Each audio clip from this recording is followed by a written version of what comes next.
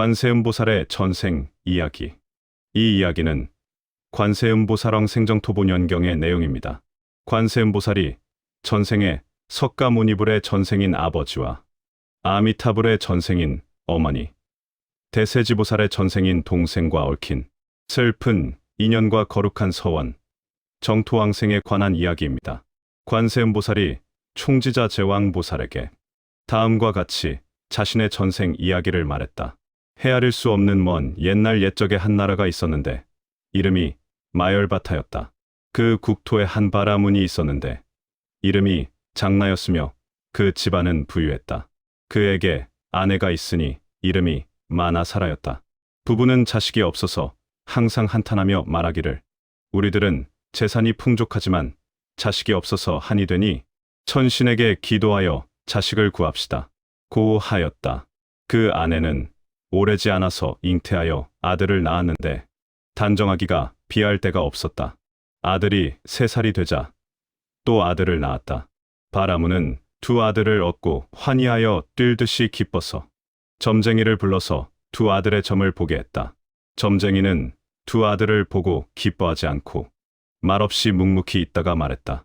이 아이들은 비록 잘생겼지만 머지않아 부모와 헤어질 것입니다. 형의 이름을 조리라 하고 동생의 이름을 송리라고 하십시오. 라고 말했다. 비록 이런 말을 들었지만 부부는 서로 함께 두 아이를 사랑하고 길러서 실증이 없었다.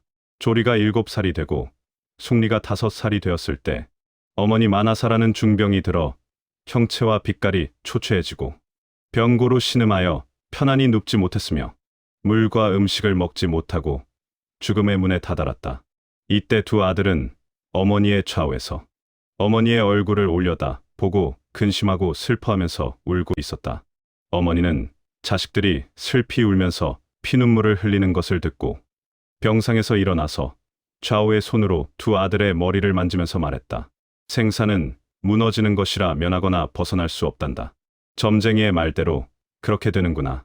내가 한이 되는 것은 너희들이 아직 다 자라지 못하였는데 버리고 떠나야 하는 것이다. 나에게 어떤 죄업의 과보가 있길래 너희들은 어찌 그리 불행하단 말이냐. 이때 조리는 침상의 옆에서 기절하여 쓰러졌다가 한참 뒤에 깨어 일어나서 하늘에 호소했다. 저희들은 지금 어려서 아는 것이 없습니다. 어머니가 없으면 누가 밝게 갈 길을 알려주겠습니까? 천지가 텅 비어 공허하고 마음 둘 바를 모르겠습니다. 어찌 우리들을 버리고 이별을 구하십니까? 자비로운 어머니가 비유로 타일러서 말했다. 세간법은 본래 그런 것이다. 태어난 자는 반드시 소멸하는 것이니 마치 급류가 흐르는 것과 같아서 반드시 오래 머물지 못하는 것이다. 이제 슬픈 목소리를 들으니 안타깝기 그지없구나.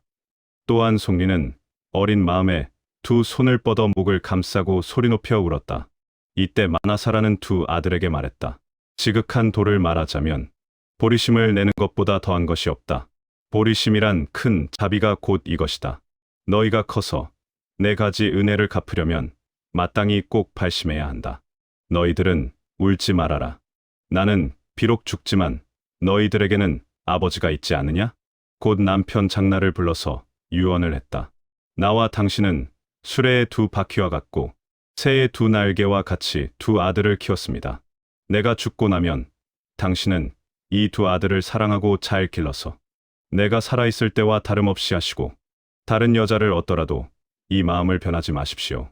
바라문은 아내의 유언을 듣고 기절해서 바닥에 쓰러졌다가 다시 깨어나 말했다. 수레는 한 바퀴가 없으면 촌보도 앞으로 나아가지 못하고 새는 한 날개가 없으면 공중을 날 수 없는데 당신이 죽고 나면 나는 누구와 함께 두 아들을 키운단 말이오. 부부가 헤어지면 은혜와 애정으로 슬픔이 지극하여 나는 더 이상 세간을 즐기고 싶지 않으니 당신을 따라 목숨을 버리고 죽고 싶소. 이때 아내가 다시 말했다. 두 아들은 당신과 내가 같이 낳았습니다. 원컨대 이제 그만 이별하오니 두 아들을 잘 키우세요.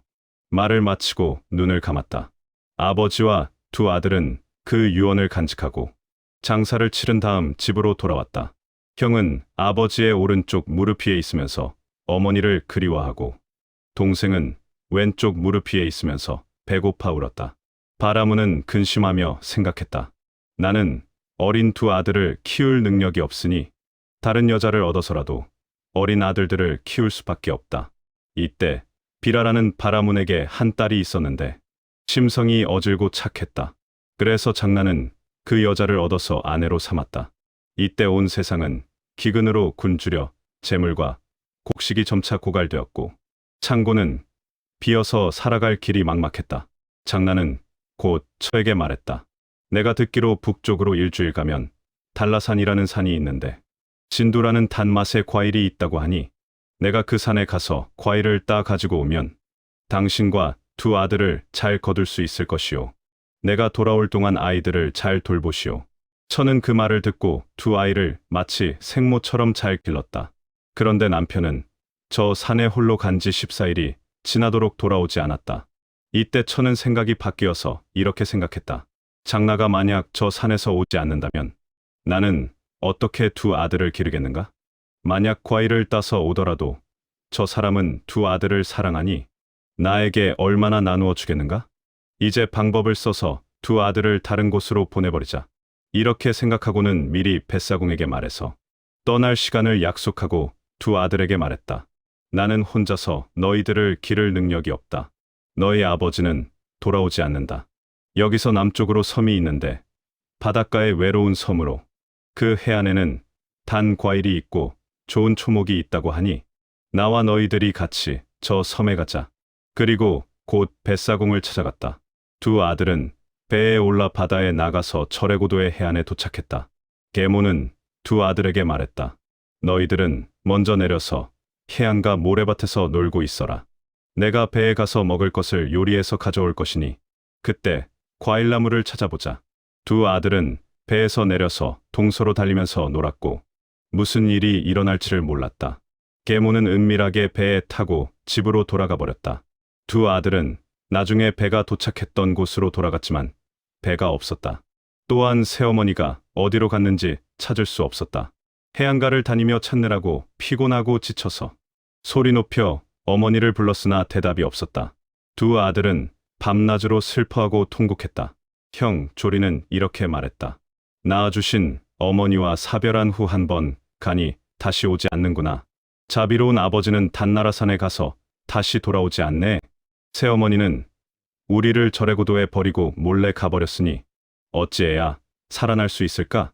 이때 낳아주신 어머니의 유언을 생각하고 이렇게 서원을 세웠다. 나는 위없는 돌을 구하는 보리심을 내고 보살의 큰 자비를 성취하리라. 해탈문을 수행하고 먼저 남을 제도하고 난 후에 나는 성불하리라. 만약 부모가 없는 사람에게는 부모의 모습을 나타내고 스승과 어른이 없는 사람에게는 스승의 모습을 나타내고 가난하고 천한 사람에게는 부귀한 몸을 나타내고 국왕대신이나 장자거사나 재관바라문이나 사중팔부의 일체의 부류의 중생들을 따라 몸을 나타내지 않음이 없으리라. 원컨대 나는 항상 이 섬에 머물면서 시방세계의 국토에 나타나 능히 중생들에게 안락을 베풀리라. 내 몸이 산화대지로 변하고 초목과 오곡과 단과일 등으로 변하여 이것을 먹고 수용하는 사람이 빨리 생사의 고통을 벗어나게 되기를 서원합니다. 원컨대 나는 어머니께서 태어난 곳을 따라 태어나고 아버지가 태어난 곳을 떠나지 않기를 서원합니다. 이와 같이 100가지의 서원을 세우고 목숨을 마쳤다. 아버지 장나는 단나라산에서 진도의 과일을 따서 집으로 돌아왔다. 먼저 두 아들의 안부를 물었다. 계모는 대답했다. 당신 아들들은 지금 음식을 빌기 위해 나갔습니다. 장나는 친구의 집에 찾아가서 아들의 소재를 물었다. 친구는 대답했다. 자네가 집을 떠난 후 14일이 되었고 계모가 아이들을 남해의 절에고도에 보내버렸으니 굶어 죽었음에 틀림없다. 이때 장나는 탄식하고 흐느껴 울며 후회하고 자책했다. 내가 단나라산에 가서 단 과일을 따오려고 한 것은 두 아들을 키우기 위함이었는데 나에게 무슨 죄가 있어서 이렇게 호련히 두 아들과 이별한단 말인가? 먼저 아내와 이별할 때도 슬픔을 참기 어려웠는데 이제 또 생이별을 한다니 참으로 괴롭구나. 이에 곧 작은 배를 구해 절에고도의 바닷가에 도착하여 사방으로 달리며 찾았다. 오직 백골이 한 곳에 모여 있을 뿐이었으며 옷은 여기저기 해안가에 널려 있었다. 이에 이것이 내 아들들의 죽은 뼈로구나 하고 알았으며 옷과 뼈를 수습했다. 장나는 울며 통곡하고 나서 서원을 세웠다. 원컨대 나는 모든 악한 중생들을 제도하여 해탈하게 하고 속히 성불하리라. 내 몸이 혹은 대지로 변하고 물과 불과 바람으로 변하며 초목과 숲으로 변하여 중생들의 의지처가 되고 혹은 오곡으로 변하여 이 곡식을 먹는 중생들의 몸을 배부르게 하고 혹은 천신이나 인간이나 귀신이나 일체 귀천의 가지가지 형상으로 어느 불국토라도 몸을 나타내지 않음이 없을 것이다. 이와 같이 500가지 서원을 세웠다. 또한 서원하기를 나는 항상 사바세계에 머물고 설법하고 교화하리라. 장나는 이때 음식을 먹지 않고 목숨을 마쳤다. 이때 연부제는 크게 진동하고 모든 천신들이 와서 모였으며 들짐승과 날짐승들은 슬프게 울부짖고 편안치 않았고 새들은 공중으로 날아갔고 모인 천신들은 백골에 공양했다. 이때의 바라문 장나는 지금의 석가모니열애의 몸이었고 낳아주신 어머니 마나라 사는 서방의 아미타열애의 몸이었으며 형 조리는 나 관세음보살의 몸이었고 동생 송리는 대세지보살의 몸이었습니다. 장나의 친구는 그대 총지자제왕보살의 몸이었으며 과거의 단나라산은 지금의 영취산이며 과거의 절해고도는 지금의 보타락가산입니다. 겁이 무너질 때 기세간이 비록 무너지지만 겁이 이루어질 때는 먼저 이 보타락가산의 모양이 다시 나타나며 저 산의 북쪽에는 굴이 있는데 그 안에 금강과 같은 큰 바위가 있으니 이름을 보업이라고 하는데 나는 항상 그 바위 위에 있으면서 대비행과 해탈문을 설하여 중생들을 성취시킵니다.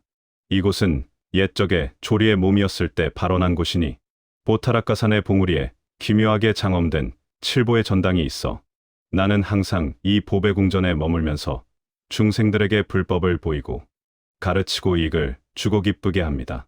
이 산은 과거에 부모를 찾고 부르짖던 곳이며 나는 저곳에 의지해서 정토에 왕생하여 불퇴전의 보살지위에 오르기를 사유하고 과거의 몸을 버린 곳을 사유했으므로 항상 저 산에 머무는 것입니다.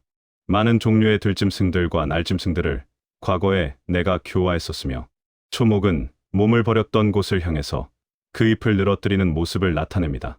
시말의 인연이 이와 같습니다. 이때 석가모니열애께서 관세음보살을 찬탄하셨다. 좋구나, 좋구나. 그대의 말과 같다. 왕생인연의 하나하나가 이와 같다. 너희들은 마땅히 알라. 오늘과 마찬가지로 나와 아미타불은 한 교화의 시작과 끝이 되느니라. 마치 부모에게 한 아들이 있는데 어려서 우물 밑바닥에 떨어진 사고를 당한 것과 같으니라. 그 아버지는 우물바닥에 들어가서 그 아들을 구해서 언덕 위로 내놓으면 그 어머니가 언덕 위에 있다가 아들을 받아서 안아 키우며 모든 친속들이 어머니의 양육을 도와 그 아들과 친구를 맺으면 그 아들은 다시는 본래 우물의 더러운 곳에 돌아가지 않는 것과 같다. 나는 자비로운 아버지와 같고 오타각세의 중생들은 마치 우물에 빠진 어린아이와 같으며 아미타불은 마치 언덕 위에 있는 어머니와 같고 정토의 관세음보살 등은 마치 친구와 같으니 한 번 불퇴전을 얻으면 다시 오탁의 더러움에 돌아가지 않느니라. 마땅히 알라.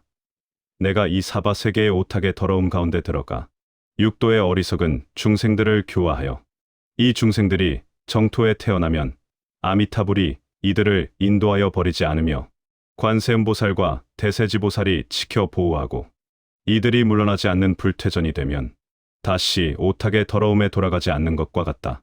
이 모든 것이 과거 전생의 서원의 인연에 의지한 것이니라. 이때 아미타불께서 무수한 백천의 성인 대중들과 함께 공중에 나타나셔서 개송을 설하셨다. 좋구나. 석가모니불이여.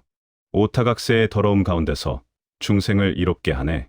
나의 이름을 듣는 자나 몸을 보는 자는 결정코 성불하나니 과거 전생의 인연 때문이니라. 내가 이제 와서 공중에서 몸을 나타내니 나의 국토에 와서 태어나고자 인연을 닦는 자는 그가 임종시에 내가 반드시 와서 서방에 영접하리라.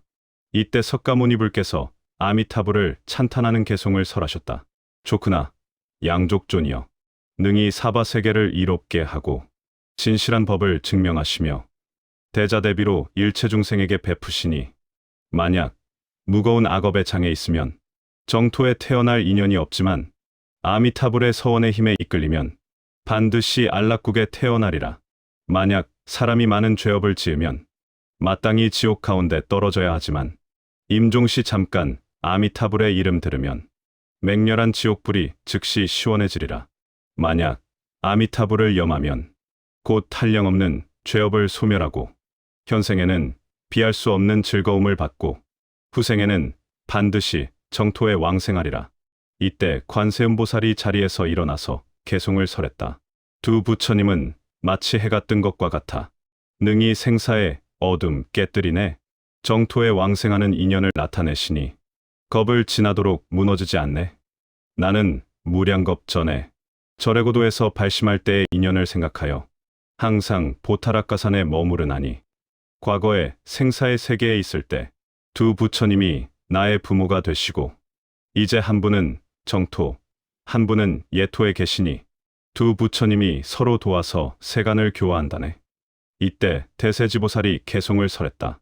나는 초발심한 때로부터 두 부처님 따라서 떠나지 않았으며 이제 과거의 인연을 듣고 인연이 다하지 않았음을 능히 알아서 내가 한 발을 움직일 때는 사막도의 중생들 고뇌를 여의고 만약 정토에 태어날 때는 내가 손을 내밀어 서방에 영접하리라. 이때 총지자 제왕보살이 역시 개송을 설했다. 나는 옛적의 친구였나니 오늘에 능히 이 인연 알았네. 미래에 이 인연 듣는 사람은 결정코 정토에 왕생하리라. 이때 아미타불이 호련히 나타나지 않았다.